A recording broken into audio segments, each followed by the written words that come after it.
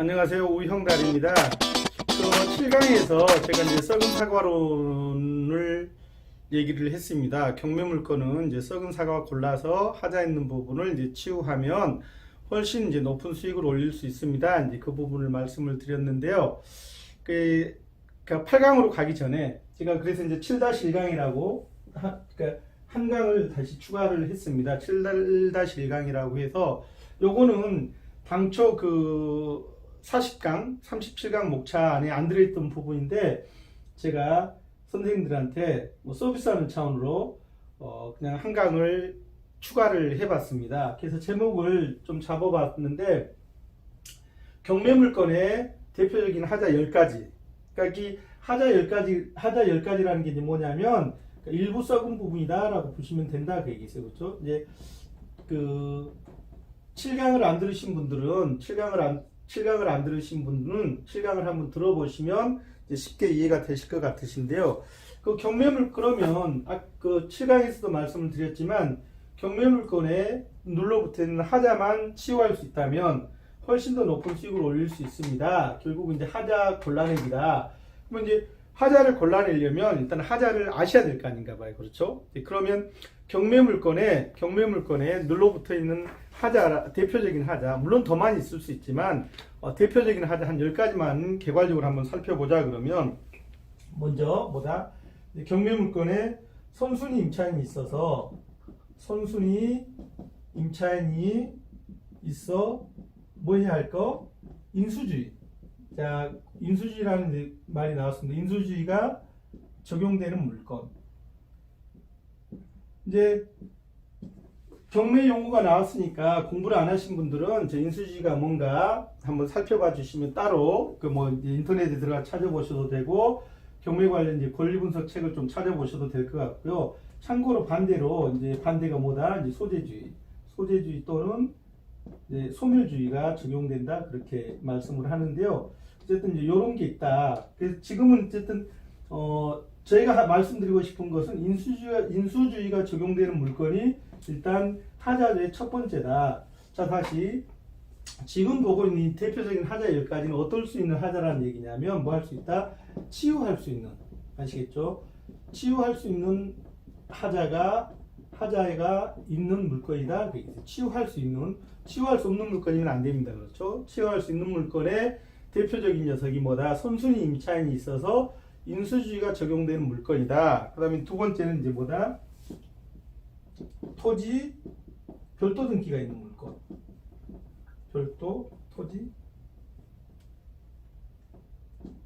토지 별도 등기가 있는 경매 물건. 이거는 왜 그러냐? 권리 분석이 좀 어려우세요.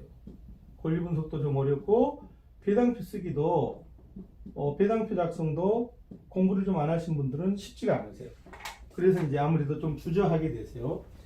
그러니까 토지 별도 등기가 있는 물건. 뭐 세세한 건 설명해 드리고 싶지만 지금은 아까도 전에도 말씀드렸듯이 개괄적인 걸 말씀을 드리는 시간이니까 토지 별도 등기가 어떤 특징인가는 여기서는 말씀을 드리지 않고 나중에 다시 제가 이제 동영상 강좌를 더 찍으면서 그러니까 선순위 임차인이 있어서 인수주의가 적용될 때 왜 그게 경매 투자자들한테 좋은지 토지 별도 등기가 있어서 있는 물건이 왜 치유할 수 있는 하자가 되는지는 이제 개별적인 그 내용으로 들어가서 말씀을 드리도록 하겠습니다. 그 다음에 세 번째가 뭐냐면 아시겠지만 이제 유치권 성립여지 있는 물건,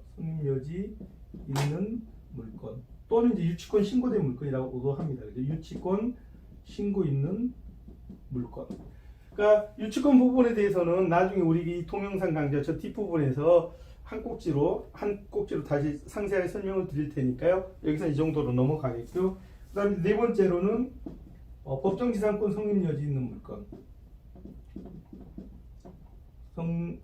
법정지상권 성립여지 있는 물건. 그러니까 그러면 이제 하나만 더 해놓고 말씀드릴까요? 5번. 본묘기지권 성립여지 있는 물건. 그럼 이게 우리 동영상을 보시는 선생님들은 우 박사 뭐 시중에 나와 있는 다른 동영상이나 다른 책들에서 하고 있는 말하 뭐 그다지 차이가 나지 않는 얘기를, 그다지 뭐 차별성이 없는 얘기를 왜 또 하세요? 라고 말씀하실 분이 계실 것 같은데요. 그렇지 않습니다. 제가 요 2번에서 5번까지는 나중에 그 뒷부분에서 상세히 설명을 드리겠지만 하나씩 시중에서 그러니까 인터넷이나 뭐 책에서는 볼 수 없는 전혀 다른 실질적으로 유치권 성립여지 있는 물건을 낙찰받는 방법, 어떤 목적으로 그런 걸 낙찰받고 그다음에 법정지상권 있을 때 자, 어떤 조건으로 법정지상권이 성립되냐, 우린 그런 얘기 하자가 아니고, 자, 법정지상권이 성립되는 것을 전제로 해서 낙찰받았을 때 그거를 어떻게 법정지상권을 이제 무너뜨리고 하자를 정리하고 분묘기지권이 성립되었을 때 그걸 어떻게 정리를 하고 하는 것들을, 그러니까 저만의 그 투자 노하우로 말씀드리도록 하겠습니다. 아마 들으시면 선생님들 그러실 것 같으세요. 아, 진짜 다르다. 그 다음에 내가 알고 있는 이런 그 경매 관련 그 선생님들이 들으신 거를 우리 다른 선생님들이 알고 계시는 경매 공부하시는 분들이라든지 지인분들한테 아, 오 박사 동영상 한번 들어봐라. 참 알차고 좋다. 아마 그런 얘기를 하시게 되실 거예요. 자신 있다고요? 자신 있습니다. 그래서 그 다음에 이제 여섯 번째로는 이제 지분 물건이라고만 쓰겠습니다. 이건 뭐다? 공유자가 있는 물건. 그래서 제가 첫 번째 날 지분 물건에 대해서는 1강에서도 말씀드렸듯이 저희가 지금 거기 강변 테크노마트 지하 1층에 공소방이라는 그 공유 지분 물건을 서로 공유하는 방이라는 우리나라에서는 아마 처음일 것 같으세요. 그래서 제가 지금 요 법인을 만들어서 최성남 교수가 아주 열심히 잘해주고 계십니다. 그래서 지분에서는 그러니까 이 동영상을 들으신 분들 중에 경매를 좀 아신다는 분들에게 한번 물어보겠습니다. 선생님들 만약에 등기부 등본상에 한 3순위, 4순위, 5순위, 후순위 가압류 채권은 자, 경매 들어가면 배당받을 수 있나요? 거의 받나요? 거의 못 받잖아요. 그런 후순위 가압류 채권을 저희가 현금 주고 사고 있습니다. 지분 물건도 마찬가지고요. 지분 물건 시장을 어떻게 보시는지는 모르지만 우리가 이제 우리나라 사회가 이렇게 변해가는 과정을 보면 상속이나 이런 문제가 더 복잡해지면 복잡해지지 재산 상속 문제, 그 다음에 이제 특히 그 조상들로부터 물려받은 뭐 땅 같은 경우는 이 지분 형태로 상속을 받게 된다 그러면 그런 것들이 해결 방법이 당사자들 대화나 협의로 될 것 같으세요? 물론 되는 경우도 있겠지만 제가 판단으로는 갈수록 법에 의한 분할 판단이 많아질 거라고 생각을 합니다. 그러면 자, 그렇게 정리가 됐다 그러면 사실 뭐 서울에 살고 있는 어떤 친구가 저기 시골 땅 뭐 몇천 평짜리 중에 10분의 2, 10분의 3 갖고 있다고 해서 그게 무슨 도움이 되나요? 자, 그런 지분을 우리는 사주고 있으세요. 그래서 이제 지분 투자, 경매에서도 이제 지분 투자가 뭐 굉장히 이슈가 되고 있습니다만은, 그러니까 시중에 있는 뭐 인터넷 강좌라든지 책에서 말하는 그런 그 추상적이고 이론적인 투자 방법 말고 저희는 이 지분 물건을 후순위 가압류 채권을 돈 주고 산다니까요. 그래서 혹시 진짜 그러냐 싶으면 인터넷에 뭐 네이버나 다음에 공소방을 한번 검색을 해보시면 아마 저희가 운영하고 있는 그 회사사에 들어오실 수 있을 것 같으세요. 그 다음에 이제 7번으로는 그냥 시간이 없으니까 농취증이라고 농지, 취득, 자격, 증명원이 필요한 물건.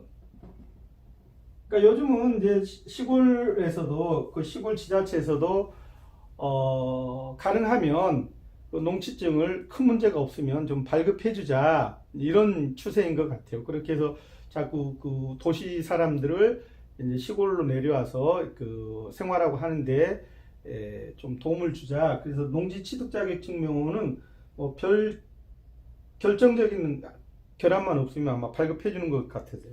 그 다음에 8번째로 뭐다? 퇴직권 없는 물건. 퇴직권 없는 물건을 선생님들 지금 치유할 수 있는 물건이라고 얘기를 하면 야 뭐야 저게 내가 알고 있었던 경매 지식하고는 전혀 다르네. 아 그럼요. 말하는 자하고 듣는 선생님들하고는 달라야죠. 대지권 없는 물건 중에 물론 100% 그렇지는 않습니다. 세상에 100%라는 게 어딨나요? 근데 어떤 물건을 보면 대지권 없는 물건이 치유할 수 있는 하자에 들어간다 그 얘기세요. 물론 지금이야 대지권 없는 물건은 치유할 수 없는 하자를 치유할 수 없는 물건이라고 생각을 하고 계시겠지만 공부를 좀 더 하시고 좀 더 하시면 충분히 대지권 없는 물건도 어떻게 치유할 수 있는 하자에 넣고 경매 투자를 하실 수 있게 되신다 그 얘기죠.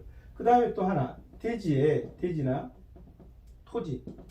토지나 대지에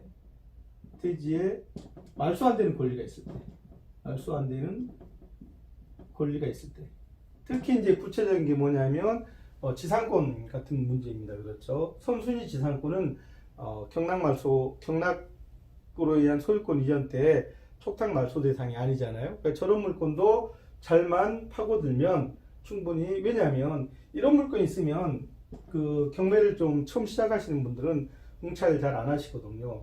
그런 부분을 그 평균 낙찰가 이하로 매입을 해서 투자를 하시면 무조건 준비도 없이 시작하시라는 얘기는 아니시고요. 이제 이런 것들이 대표적인 하자입니다. 이제 그 말씀을 드리고요.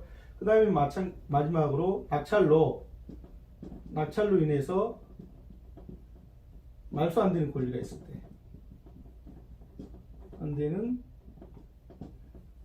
권리가 있을 때, 오히려 반대로 생각해 보면 사실 이제 요게 어디를 구분 짓는 경계가 되냐면, 우리가 이제 7강에서도 말씀드렸듯이, 썩은 사과론에서 말씀드렸듯이, 일부 썩은 사과냐, 일부 상한 사과냐, 몽땅 썩은 사과냐를 구분 짓는 이제 경계가 될 수 있어요.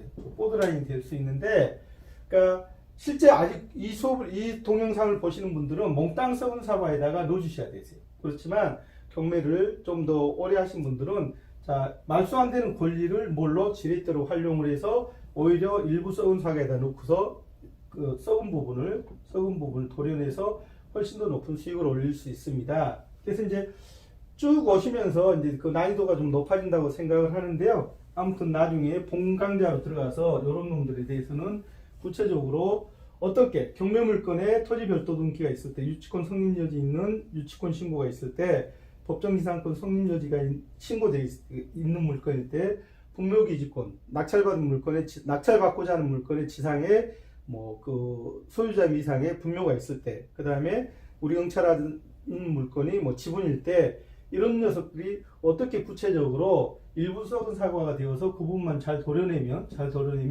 높은 수익을 낼 수 있는가를 살펴보도록 하겠습니다. 감사합니다.